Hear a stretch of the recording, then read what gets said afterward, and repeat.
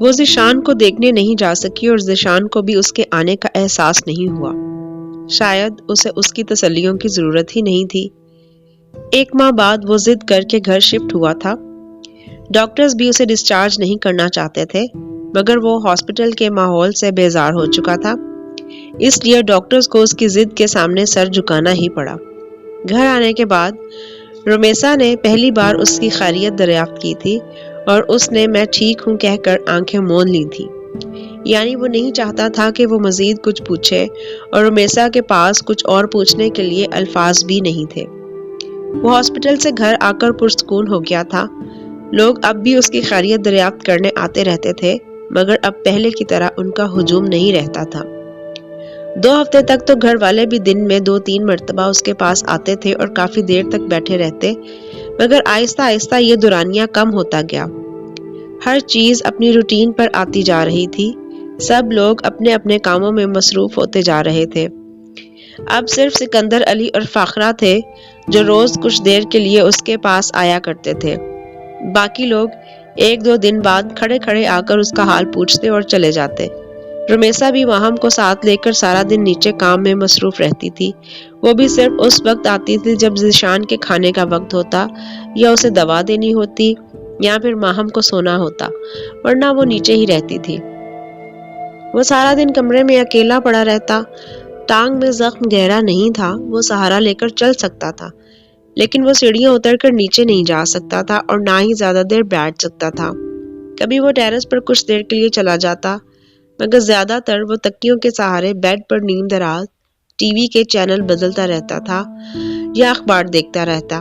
لیکن صبح سے لے کر شام تک کی تنہائی نے اسے پریشان کر دیا تھا۔ ڈاکٹر نے ابھی 2 ماہ تک اسے آرام کرنے کے لیے کہا تھا اور وہ بے حد چڑچڑا ہو گیا تھا۔ معمولی سی بات اس کے مزاج کے خلاف ہو جاتی تو وہ ہنگامہ کھڑا کر دیتا۔ جب وہ بولنے پر آتا تو بولتا ہی چلا جاتا، اور بعض دفعہ خاموش ہوتا تو سارا دن ایک لفظ بھی نہ کہتا۔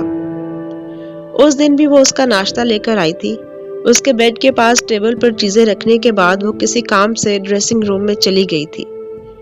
ذیشان نے بے دلی سے ٹیبل پر نظریں دوڑائی تھیں۔ وہ چیزیں جو وہ روز کھاتا تھا آج بھی اس کے سامنے تھی۔ فرائیڈ انڈے، بوائلڈ انڈے، بریڈ، سوپ، جیم، کوئی بھی نئی چیز نہیں تھی۔ بے دلی سے اس نے ناشتہ شروع کیا تھا۔ وہ سر جھکائے دل پر جبر کیے ہوئے ٹیبل پر جھکے چمچ سے سوپ پی رہا تھا، جب اچانک ایک ننھا سا ہاتھ اس کے سامنے آ گیا تھا۔ اس نے سر اٹھایا، ٹیبل کو ایک ہاتھ سے تھامے دوسرا ہاتھ اس کے سامنے پھیلائے ماہم کھڑی تھی۔ وہ اپنی موٹی کالی گہری آنکھیں اس پر جمائے ہوئے تھی۔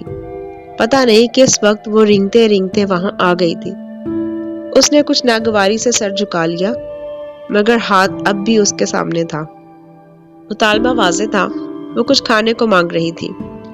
اس نے گردن گھما کر ڈریسنگ روم کی طرف دیکھا۔ رمیسا ابھی بھی باہر نہیں آئی تھی۔ کچھ سوچ کر اس نے ٹیبل پر نظر دوڑائی۔ اس کی سمجھ میں نہیں آیا کہ وہ اسے کیا دے۔ پھر اس نے ابلے ہوئے انڈے کا ایک ٹکڑا کچھ جھجکتے ہوئے اس کے ہاتھ پر رکھ دیا۔ اس کا خیال تھا کہ وہ اب وہاں سے چلی جائے گی، مگر جانے کی بجائے وہ وہیں کھڑی ہو کر انڈا کھانے لگی۔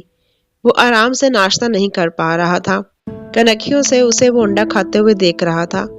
وہاں بلا کا سکون تھا۔ چند لمحوں کے بعد پھر اس کا ہاتھ سامنے تھا۔ اس نے ایک گہری سانس لی اور اس بار بریڈ کا ایک ٹکڑا اس کے ہاتھ میں تھما دیا۔ رمیسا اسی وقت ڈریسنگ روم سے باہر آئی تھی اور ماہم کو اس کے پاس کھڑے دیکھ کر وہ کچھ گھبرا گئی تھی۔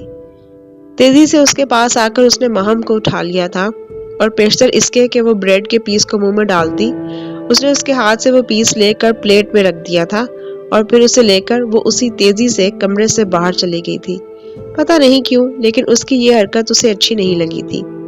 اسے یوں لگا تھا جیسے اس نے بریڈ کا پیس پلیٹ میں نہیں رکھا، ڈسٹ بن میں پھینک دیا ہے۔ اس کی تنہائی کا احساس اور بڑھ گیا تھا۔ دوپہر تک وہ ننھا سا ہاتھ بار بار اس کے سامنے آتا رہا۔ دوپہر کو رمیسا ماہم کو سلانے کے لیے لائی تھی۔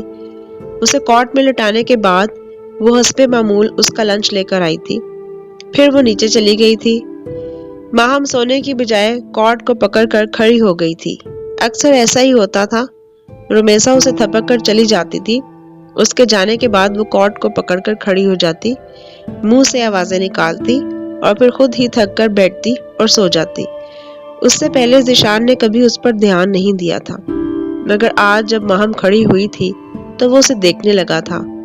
وہ بھی اس کی طرف متوجہ تھی۔ وہ لنچ سامنے رکھے گردن موڑے اسے دیکھتا رہا، پھر اس نے لنچ پر نظر دوڑائی۔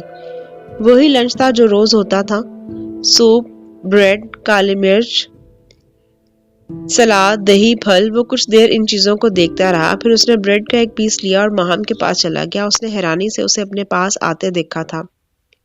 ذیشان نے بریڈ اس کی طرف بڑھا دیا تھا۔ اس نے ایک کلکاری ماری تھی اور پیس پکڑ لیا تھا۔